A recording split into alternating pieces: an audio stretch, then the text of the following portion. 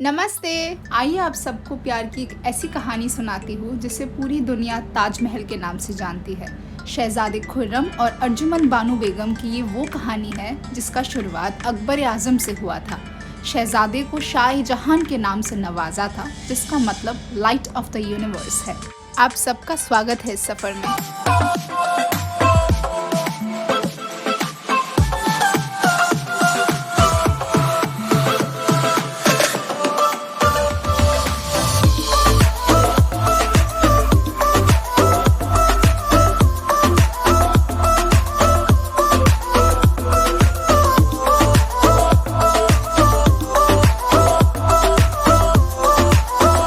आगरा के किले के ठीक सामने और यमुना नदी के किनारे प्यार और दर्द में लीन एक बादशाह ने अपने मरहूम और सबसे चहीती बेगम के लिए 1632 से लेके 22 साल और 20,000 कारीगरों को लेके दुनिया का ये नायाब प्यार का जीता जागता मकबरा बनाया था।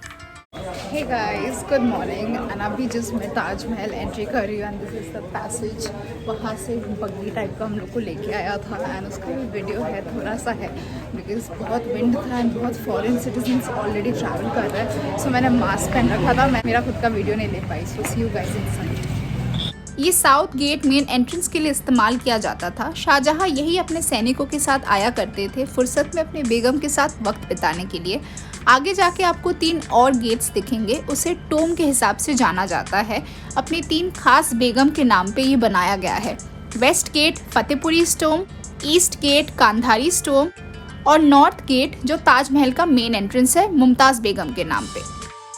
सामने ये दासियों का कमरा है। ताजमहल कॉम्प्लेक्स में शाहजहां की सभी बेगमातों को कब्र दिया गया है। ताजमहल एग्जैक्ट रेप्लिका है हुमायूं टोम का और उसी कॉन्सेप्ट के साथ इसे भी बनाया गया था। So hey guys, good morning, happy Holi to all of you. आप लोग जब तक ये व्लॉग देखोगे तब तक ऑलमोस्ट 5 या 6 दिन हो चुका होगा होली को। I hope you all of enjoyed your Holi a hell lot. मेरी ये पहली होली है ताजमहल में, वृंदावन में ऐसे टूरिस्टी स्टफ करते हुए। एंड बहुत टाइम से शौक था कि वृंदावन जाओ होली मनाने एंड फाइनली इस बार मेरा सपना पूरा हुआ है। नहीं, no no no. I woke up at 3 last night and 4:30 से आई एम ट्रैवलिंग। पूरा ट्रैवल करके अभी आई हूँ ताजमहल एंड ये देख के, आगरा देख के, वृंदावन मथुरा होके आई विल गो बैक। आज डे ट्रिप है, so let's go inside. 243 feet height, octagonal shape, double dome section और 4 बाहरी मीनारों के साथ 4 बाग पैटर्न अर्थात जन्नत नशीन कॉन्सेप्ट के हिसाब से ताजमहल को बनाया गया था। कहते हैं उस जमाने में 4 नहरें बहा करती थी, दूध, शहद, इत्र और शराब का। नॉर्थ गेट पे आप 11 डोम्स देख सकते हो। अंदर एग्जैक्ट सेम 11 सेमी रेप्लिकाज है, जिसका मतलब 22 साल होता है जितना ताजमहल को बनाने के लिए लगा। यहाँ से मैंने सुना है जो एंट्री होने वाला है ना, तो यहाँ से जब हम एंटर करते हैं ना ताजमहल एकदम छोटा सा लगता है एंड धीरे धीरे जैसे आगे जाते हैं तो ताजमहल जायजांटिक लगता है। तो let's try the effect. Camera से आप लोग देखिए एंड यहाँ पे आके तो ज़रूर देखिएगा। मुगलिया सल्तनत के वजीर आसिफ खान की बेटी और मलिका आलम नूरजहान की भतीजी अर्जुमंद बानो बेगम को 1607 से लेकर 1611 तक इंतजार करना पड़ा सियासी राजनीतियों की वजह से। शहजादे खुर्रम के साथ सगाई होने के बावजूद निकाह का 1611 में 21 दिन तक चिरागा और लंगर हुआ था आगरा से लेकर दिल्ली सल्तनत तक। पूरे राजपुताना के राजा रजवाड़ों को न्योता देके शामिल किया गया था काफिले में। शहजादे खुर्रम की मासा जगत गोसैन बाईसा, जिन्हें जोधबाई के नाम से भी जाना जाता है, वो जोधपुर की राजकुमारी सा थी और मलिका हिंदुस्तान थी। राजपुताना और मुगलों के जश्न का ये एक नायाब रूप था। पूरे शहर को दुल्हन की तरह सजाया गया था होने वाले बादशाह शाहजहां और मुमताज महल के निकाह के लिए। दुनिया की सबसे अमीर बादशाह की वो पहली और आखिरी मोहब्बत थी। So finally I am here in Taj Mahal. I don't think मुझे ज़्यादा पिक्चर्स लेने मिलेगा यहाँ पे, क्योंकि मैं अकेले ट्रैवल कर रही हूँ एंड किसी को बोलने का मन नहीं कर रहा कि पिक्चर्स लेके दो। मैं जस्ट ऑस्ट्रक हूँ ये ब्यूटी देख के। Like I don't have words to describe this. सिर्फ ब्लॉग ही बनाऊँगी आज एंड आप सबके साथ ताजमहल शेयर करूँगी। यहाँ से स्क्रीनशॉट ले लूँगी, आ जाएगा थंबनेल अच्छा सा। मैन, अगर आप लोग नहीं आते तो आपको नहीं पता चलेगा कि ये कैसा है। और कितना प्यारा दिखता है पूरा, लाइक इसका ऑरा ही अलग है। लाइक इतना बड़ा सा वाइट स्ट्रक्चर मेरे पीछे आप देखो, इट्स शाइनिंग ब्राइट। 9 AM हो रहा है अभी मॉर्निंग में, बहुत खाली है। पहली बार ताजमहल इतना खाली देखा है मैंने, just because of corona virus, Holi and छुट्टी है इसीलिए। पर फिर भी थोड़ा बहुत भीड़ है, इतना भीड़ नहीं होता है। मतलब ये सब लाइन्स है ना, यहाँ पे रोज़ का जैम पैक्ट हो जाता है, इतना भीड़ रहता है। Like last year my mom came down, she is like कि we were waiting for 1 hour in the queue and then we got to go there. So अभी नया स्टार्ट किया कि ये जो मौसोलियम है ना अंदर, उसमें भी एंट्री दे रहे हैं, तो I will be going there as well. तो एकदम अंदर से शाहजहां एंड मुमताज़ बेगम का ग्रेव देखने मिलेगा। सो सी यू गाइस देयर। आरजू सियासी मामलों और जंग के मैदान में हमेशा अपना शौहर का साथ देती थी और ऐसे ही कुछ सियासी दौरों के लिए बुरहानपुर के महल में गौहर आरा बेगम को जन्म देते हुए मलिका हिंदुस्तान ने अपनी आखिरी सांसें ली। बौखलाया हुआ बादशाह अपनी जान से प्यारी बेगम के जनाजे को किसी प्रकार कंधा देते हुए पूरे 1 महीने तक अपने आप को अपने ख्वाबगाह में बंद कर दिया था। फिर एक रोज उनकी बड़ी बेटी जहां आरा बेगम अपनी मरहूम अम्मी जान का खत लेके आई अपने अब्बा हुजूर के पास कि उनकी आखिरी इच्छा थी उनके शौहर उनके जाने के बाद एक नायाब तोहफा बनाए उनके नाम पे जो दुनिया में सिर्फ एक ही हो। यही से शुरू हुआ ताजमहल का निर्माण। आप सबको तो पता ही है that I love forts and these monuments. पर आज मैं पता है ताज के जितना पास आ रही हूँ ना, मैं ऑलवेज भाग के कंप्लीट करती हूँ कि मुझे ये देखना है, वो देखना है, इधर भी जाना है, उधर जाना है, वीडियो निकालना है। आज एकदम सुकून से ना मैं ताज देख रही हूँ, एंजॉय कर रही हूँ, इसको निहार रही हूँ। लाइक पता नहीं, ये फर्स्ट टाइम है, बहुत पीसफुल लग रहा है यहाँ पे आके। आई डोंट थिंक सो ये नॉर्मली लोगों को लगता है कि मैं ऐसा फील कर रही हूँ।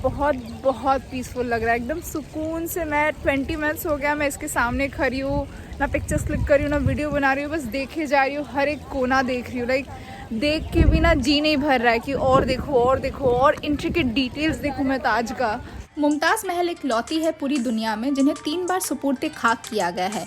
एक बार बुरहानपुर के महल में, दूसरी बार यही बाग में और तीसरी बार ताजमहल के नीचे। ये शाही मस्जिद है, यहाँ हर हफ्ते जुम्मे की नमाज में बहुत भीड़ होती है।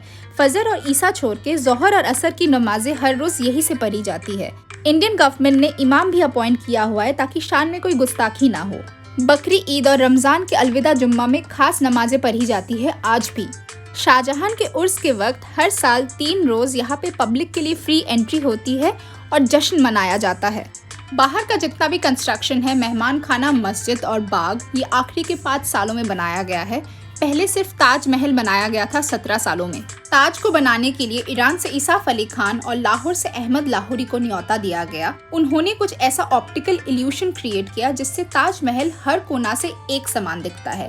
ये बाहर के जो 4 मीनार है, ये कुछ इस प्रकार बनाया गया कि कभी भी भूकंप या तूफान आए तो ये बाहर की ओर गिरे और अंदर के मीनार को कुछ ना हो। ये बैरिकेड में 30.6 फीट का पिनाकल का एग्जैक्ट रेप्लिका ब्लैक मार्बल से कारीगरों ने बनाया था, जो बाद में ताज के ऊपर सोने से बनाया गया। So I am in the main premises of Taj Mahal. ये अंदर का मौसोलियम है। यहाँ के लिए टिकट लगता है एक्स्ट्रा, फॉरेनर्स के लिए 740 और 800 के आसपास plus entry fee which sums up to 1300 and Indians के लिए 200 प्लस 50। सो क्यों ना ले, टिकट बनता तो है। A group of guys are staring at me कि ये क्या कर रही है, फोटो ले रही है, अपने आप ही घूम रही है एंड ऑल। एंड बहुत हवा है यहाँ पे, इसीलिए मेरा बाल पूरा बिखर रहा है। जितने भी फोटोग्राफर्स हैं ना, सब मेरे पीछे पड़ गए, मैडम फोटो ले लीजिए, मैडम फोटो ले लीजिए। अरे भाई नहीं लेना है, फिर भी नहीं मानते। चलो अंदर लेके जाती हूँ आप लोगों को, आइए। राजस्थान के मकराना सिटी से संगमरमर के पत्थर मंगवाए गए। ताजमहल हिंदू और मुस्लिम आर्किटेक्चर का एक परफेक्ट ब्लेंड है, जिसे इंडो इस्लामिक आर्टवर्क के नाम से भी जाना जाता है। एक और आपको ऊपर की दीवारों की तरफ सूरे यासीन, जिसे हार्ट ऑफ कुरान कहा जाता है, और कुछ सुराज दिखेंगे कैलीग्राफी फॉर्म में। दूसरी ओर आपको दिखेंगे पर्शियन डिजाइन, क्योंकि मुमताज महल पर्शिया से थी। वही दूसरी ओर आपको अमलाखा टेम्पल आर्किटेक्चर और नीचे चमेली का फर्श, जिसे जैस्मिन फ्लोर्स भी कहा जाता है, देखने मिलेगा। राजस्थानी झुमके और पर्शियन कार्पेट के डिजाइन आपको चारों ओर दिखेगा। मीनार का जिगजैग पैटर्न ऑप्टिकल इल्यूशन की वजह से 4 की जगह 8 दिखता है दूर से।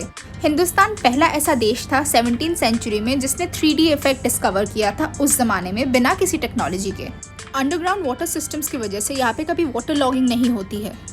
ये सारे मार्बल वर्क हैंड क्राफ्टेड है, जिसे 20,000 पारखी कारीगरों ने मिलकर बनाया है। दुनिया भर से प्रेशियस स्टोन्स का ऑर्डर किया गया था। यमन से ऑरेंज स्टोन जिसे कॉर्नेलियन कहते हैं, ग्रीन मेलासाइट साउथ अफ्रीका तांजानिया से, black onyx and black marble Belgium से, येलो स्टोन जैसलमेर से and Lapis lazuli navy blue colour का स्टोन। डायमंड कटिंग डिजाइन्स और जाली वर्क अर्थात हनीकॉम्ब डिजाइन्स जो आपको हर दीवारों पे ऑल शेप्स एंड साइजेस में दिखेगा। इन्हीं डिजाइन्स की वजह से व्हाइट मार्बल पे जो सनसेट और फुल मून इफेक्ट होता है उससे पूरा आगरा चमकता है उसकी रोशनी से।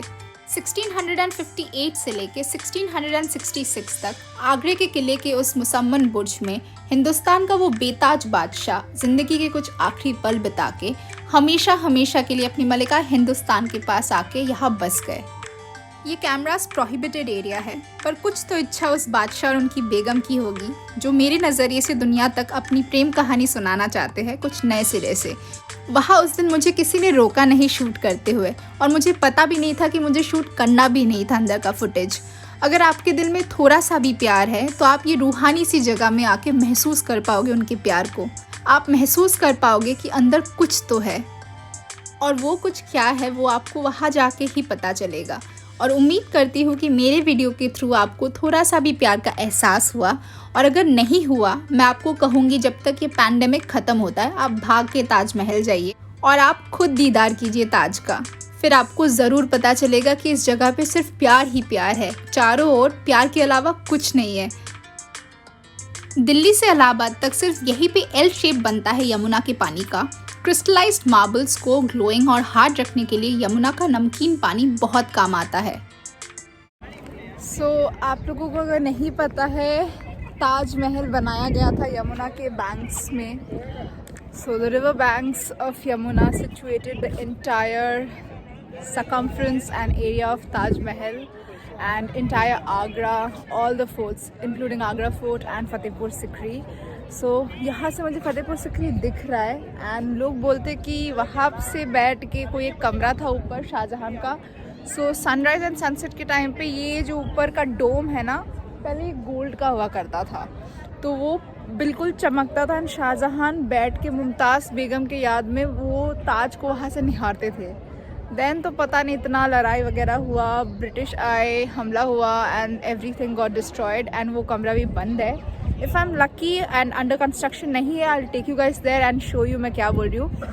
पर मेरे पीछे जो ये पूरा यमुना रिवर है, ये अभी तो सूख के पूरा पीछे जा चुका है, पर पहले ये ऐसा नहीं था। नीचे जो आप लोग को फाउंटेन टाइप दिखाया ना, वो पहले नॉर्मल पानी से नहीं था, यमुना के पानी से ही अंदर ताज के पूरा ऐसे स्पेसेस था जहाँ पे यमुना का water use to come down to keep the entire mausoleum cool. And summer time में सबसे ज़्यादा अच्छा लगता था, क्योंकि वो ठंडा ठंडा पानी का जो क्या बोलते हैं उसको, ठंडा ठंडा पानी का जो इफेक्ट है ना, वो पूरा Taj and all the forts used to stay so cool and peaceful.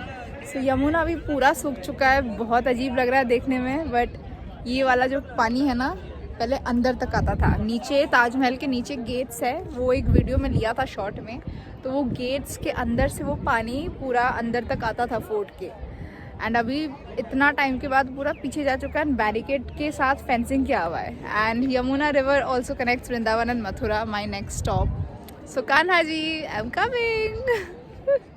पता है आज ना मेरा बिल्कुल मन नहीं करा कि मैं व्लॉगिंग करूँ, कैमरा उठा के बात करूँ या कैप्चर करूँ कुछ। मेरा आज बिल्कुल मन करा कि मैं बैठ के निहारती रहूँ ताज को, यमुना जी को, यहाँ से पूरा नज़ारा देखती रहूँ।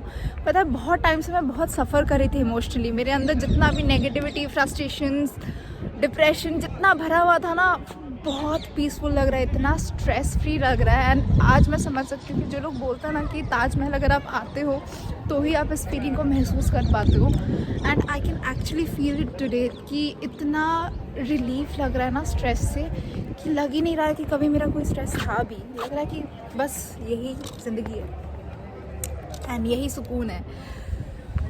क्या चीज़ बनाया है ये शाहजहां ने, तो इतना खूबसूरत प्यार का एक क्या बोलते हैं जीता जागता मॉन्यूमेंट बना दिया है। ये 7 वंडर्स ऑफ द वर्ल्ड में से एक है, एंड इसको दुनिया भर के लोग, जो लोग भी प्यार में हैं, they consider it as their main thing. बहुत प्यार है इस जगह में, सच्ची में मेरी बात मानो, बहुत बहुत प्यार है इस जगह में। इधर आओगे ना तो आपको समझ में आएगा कि प्यार क्या है। रही हूँ, पर फिर भी मुझे लग रहा है कि मैं महसूस कर पा रही हूँ. Like I am feeling so relieved. मेरा मन ही नहीं कर रहा. मैं सोई नहीं हूँ पूरी रात. लाइक 2 घंटा सो के 3 बजे से उठ के आई एम ट्रैवलिंग. पूरा रोड ट्रिप किया हुआ है. ये फर्स्ट स्टॉप है मेरा, प्रॉपर स्टॉप है. इसके बाद मुझे जाना है फतेहपुर, सिकरी वगैरह देखना है. खाया भी नहीं सुबह से कुछ, पर लग ही नहीं रहा है कि मैं थकी हुई हूँ. खाया नहीं है, रात को सोई नहीं हूँ. जाने का मन नहीं कर रहा मेरा ताजमहल से. मन कर रहा यहीं पे बस जाऊँ मैं. कुछ तो है यहाँ पे, क्या है? हाय, मेरा दिल आ गया ताज पे. अब तो करता है मन कि बार बार आती रहूँ मैं. जैसे आमेर जाती हूँ वैसे ही ताज वापस आती हूँ. आऊँगी तो ज़रूर. लोग पता है आगरा के अच्छे हैं. मैंने बहुत सारा फ़ोटोज़ खिंचवाया. जितने भी सिक्योरिटी गार्ड्स है, गाइड्स हैं, उनको बोल के भैया फ़ोटो खींच दो, भैया फ़ोटो खींच दो. सबने फ़ोटो खींच दिया. एंड अभी जैसे टाइम बढ़ रहा है ना, तो भीड़ स्टार्ट हो गया है. मैं आपको भीड़ दिखाती हूँ. वो जो सामने वाला एंट्रेंस है ना, वहाँ पे भीड़ बहुत ज़्यादा हो गया अभी. आइए दिखाती हूँ. सदियों बाद भी प्यार की इस इमारत को आज भी शहजादे खुर्रम और उनकी सबसे चहीती बेगम अर्जुमंद बानो के प्यार के नाम से जाना जाता है.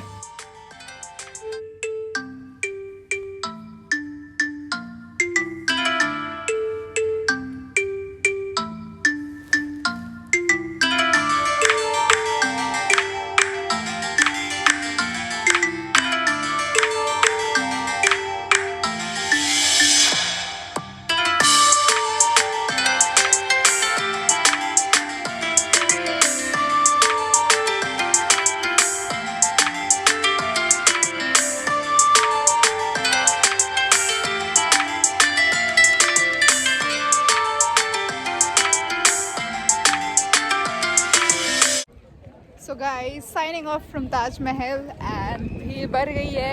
Next stop is Fatehpur. I'll see you guys there. Until next time, Taj. Bye bye.